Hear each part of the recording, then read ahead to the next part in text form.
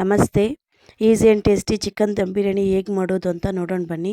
ಈಗ ಅದಕ್ಕೆ ಬೇಕಾಗಿರುವ ಪದಾರ್ಥಗಳು: ಟೊಮೆಟೊ, ಈರುಳ್ಳಿ, ಶುಂಠಿ ಬೆಳ್ಳುಳ್ಳಿ ಪೇಸ್ಟು, ಚಕ್ಕೆ, ಲವಂಗ, ಪಲಾವ್ ಎಲೆ, ಚಿಕನ್ ಬಿರಿಯಾನಿ ಮಸಾಲ, ಮೊಸರು, ಪುದೀನ, ಕೊತ್ತಂಬರಿ ಇಷ್ಟು ತಗೊಳ್ಳಿ. ಒಂದು ಪಾತ್ರೆ ಇಟ್ಟು ಅದರಲ್ಲಿ 4 ಟೇಬಲ್ ಸ್ಪೂನ್ ಎಣ್ಣೆ ಹಾಕಿ 1 ಟೇಬಲ್ ಸ್ಪೂನ್ ತುಪ್ಪ ಹಾಕಿ ಅದು ಬಿಸಿ ಆದಮೇಲೆ ಮಸಾಲ ಪದಾರ್ಥಗಳೆಲ್ಲ ಸೇರಿಸಿ ಈರುಳ್ಳಿ ಹಾಕಿ ಫ್ರೈ ಮಾಡಿ. ಈರುಳ್ಳಿ ಹುರಿದಾದ್ಮೇಲೆ ಅದು ಬ್ಲ್ಯಾಕ್ ಆಗೋ ತನಕ ಹುರಿಬೇಡಿ. 70% 60% ಅಷ್ಟೇ ಹುರಿರಿ. ತುಂಬ ಹುರಿದ್ರೆ ಅದೇನಾಗುತ್ತೆ, ಬ್ಲ್ಯಾಕ್ ಬಂದುಬಿಡೋದ್ರಿಂದ ಚಿಕನ್ ಬಿರಿಯಾನಿ ರೈಸ್ ತಿನ್ನೋ ಟೈಮಲ್ಲಿ ನಮಗೆ ಆ ಫ್ಲೇವರ್ ಸಿಗೋಲ್ಲ. ಹಾಗಾಗಿ ಫುಲ್ ರೋಸ್ಟ್ ಮಾಡಬೇಡಿ. ಆ ರೋಸ್ಟ್ ಆದಮೇಲೆ ಟೊಮೆಟೊ ಹಾಕಿ, ಟೊಮೆಟೊ ಫುಲ್ ಫ್ರೈ ಆದಮೇಲೆ ಮೊಸರು ಸೇರಿಸಿ ಆದಮೇಲೆ ಚಿಕನ್ ಬಿರಿಯಾನಿ ಮಸಾಲ, ಅರಿಶಿಣ, ರುಚಿಗೆ ತಕ್ಕಷ್ಟು ಉಪ್ಪು, ಪುದೀನ, ಕೊತ್ತಂಬರಿ ಸೇರಿಸಿ.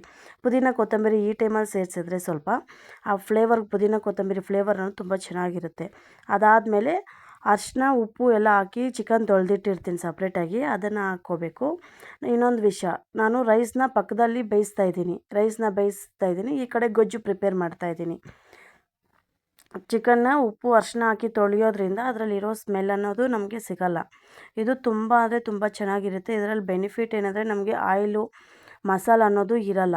ಹಾಗಾಗಿ ನೀವು ಇದನ್ನು ಟ್ರೈ ಮಾಡ್ಬೋದು. ನಮಗೀಗ ತುಂಬ ಮಸಾಲೆ ತಿನ್ನೋಕ್ಕಾಗಲ್ಲ, ಗ್ಯಾಸ್ಟ್ರಿಕ್ ಪ್ರಾಬ್ಲಮ್ ಇದೆ, ಆಯಿಲ್ ತಿನ್ನಬಾರ್ದು ಅನ್ನೋರು ಇದನ್ನು ಬೆಸ್ಟಾಗಿ ಟ್ರೈ ಮಾಡ್ಬೋದು ಇದನ್ನು. ನಾನು ಬೇರೆ ಕಡೆ ಎಲ್ಲೋ ಟ್ರೈ ಮಾಡಿ ಚೆನ್ನಾಗಿರೋದ್ರಿಂದ ನಾನು ಇದು ಮನೇಲಿ ಬಂದು ಟ್ರೈ ಮಾಡಿದೆ. ತುಂಬ ಅಂದರೆ ತುಂಬ ಚೆನ್ನಾಗಿ ಬಂದಿತ್ತು. ಹಾಗಾಗಿ ನಾನು ವೀಡಿಯೋ ಮಾಡಿ ಹಾಕ್ತಾಯಿದ್ದೀನಿ. ಇದೊಂದು ಸರಿ ಟ್ರೈ ಮಾಡಿ ನಿಮ್ಗೆ ಹೆಂಗೆ ಬಂದಿದೆ ಅಂತ ಕಮೆಂಟ್ ಮಾಡಿ. ನಾನು ಹೊಸ್ದಾಗಿ ಯೂಟ್ಯೂಬ್ ಮಾಡೋದ್ರಿಂದ ನನಗೆ ಯಾವ ಥರ ಅನಿಸ್ತಿದೆಯೋ ಆ ಥರ ನಾನು ವೀಡಿಯೋ ಮಾಡ್ತಿದ್ದೀನಿ. ಇದರಲ್ಲಿ ಏನಾದರೂ ಪ್ರಾಬ್ಲಮ್ ಇದ್ದರೆ, ತಪ್ಪಿದರೆ ನನಗೆ ನಿಜವಾಗ್ಲೂ ಕಮೆಂಟ್ ಮಾಡಿ ಹೇಳಿ. ಅದರಲ್ಲಿ ನನಗೂ ಗೊತ್ತಾಗುತ್ತೆ ಯಾವ ಥರ ವೀಡಿಯೋ ಮಾಡಬೇಕು, ನಿಮ್ಗೆ ಯಾವ ಥರ ನಾನು ವೀಡಿಯೋ ಕಳಿಸ್ಬೋದು ಅಂತ. ಈಗ ನಾನು ಈ ಥರ ಗೊಜ್ಜೆಲ್ಲ ಆದಮೇಲೆ ನಾನು ರೈಸ್ ಪಕ್ಕದಲ್ಲಿ ಮಾಡ್ತಾಯಿದ್ದೆ ಅಂತ ಹೇಳಿದ್ನಲ್ಲ, ಈ ಗೊಜ್ಜೆಲ್ಲ ಆದಮೇಲೆ ರೈಸು ಆಯಿತು. ಅದನ್ನು ಬಗ್ಗಿಸ್ಕೋಬೇಕು.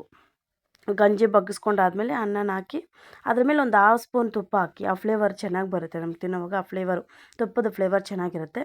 ಸ್ವಲ್ಪ ಪುದೀನ ಕೊತ್ತಂಬರಿ ಹಾಕಿ ಪ್ಲೇಟ್ ಮುಚ್ಚಿ ಅದರ ಮೇಲೆ ಏನಾದರೂ ಒಂದು ತೂಕದ್ದು ಇಟ್ಬಿಟ್ಟು ಒಂದು 10 ಮಿನಿಟ್ಸು ದಮ್ ಕಟ್ಟಿ ಆದಮೇಲೆ 10 ಮಿನಿಟ್ಸ್ ಆದಮೇಲೆ ತೆಗೆದುಬಿಡಿ.